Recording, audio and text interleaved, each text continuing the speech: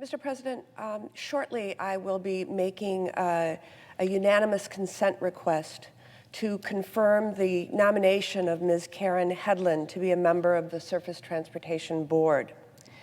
Ms. Headland served as Deputy Administrator of the Federal Railroad Administration, and before that as Chief Counsel at the Federal Highway Administration. She has spent most of her career in the development and financing of infrastructure projects across the United States, including improvements to the national freight rail system.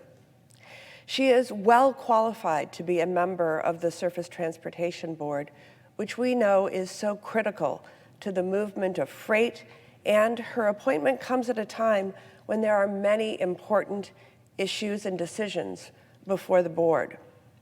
Ms. Headland was nominated by the President in April. She received bipartisan approval in the Commerce Committee now over 2 months ago, and it is time for the full Senate to do the same. So I ask unanimous consent that the Senate proceed to the following nomination.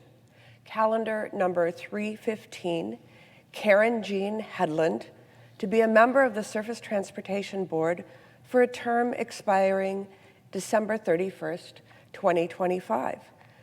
I further ask unanimous consent that the nomination be confirmed, the motion to reconsider be considered made and laid upon the table with no intervening action or debate, and that no further motions be in order to the nomination, that the President be immediately notified of the Senate's action.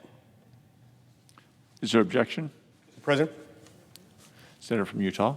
Reserving the right to object. Article 2 of the Constitution gives this body some important responsibilities, including the responsibility to provide advice and consent on officers of the United States. We have to confirm people after they've been nominated by the President.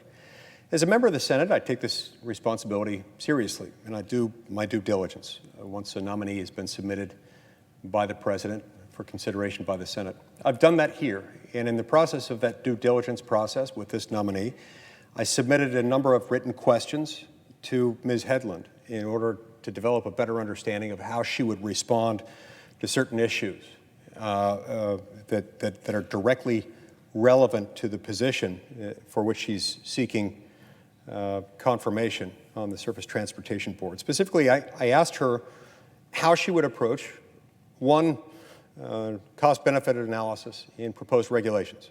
2, the scope of STB's rulemaking authority. 3, how she would approach consideration of rate regulation, rate caps, or price controls. 4, her definition of the public interest, which is a key term that comes up as used in STB proceedings. 5, how she would balance Amtrak access to the freight rail network with reliable freight service. And 6, how she would approach the carrying out of the NEPA process, including the definitions behind the key regulatory terms at issue. These are all issues that are really relevant to the STB, and these are the kinds of questions that deal with the kinds of things she would do if confirmed as a member of the STB. Needless to say, I was disappointed with my responses. Some of the answers avoided answering my questions, some of the answers appeared to be purposely vague, and some refused even directly to answer the question. So for these reasons, I voted against Ms. Headland's nomination before the Commerce Committee, and my position has not changed since that vote took place.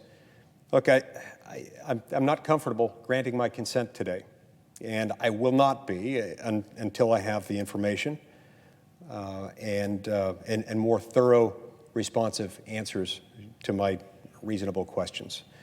And so for these reasons, Mr. President, I object. Objection is heard.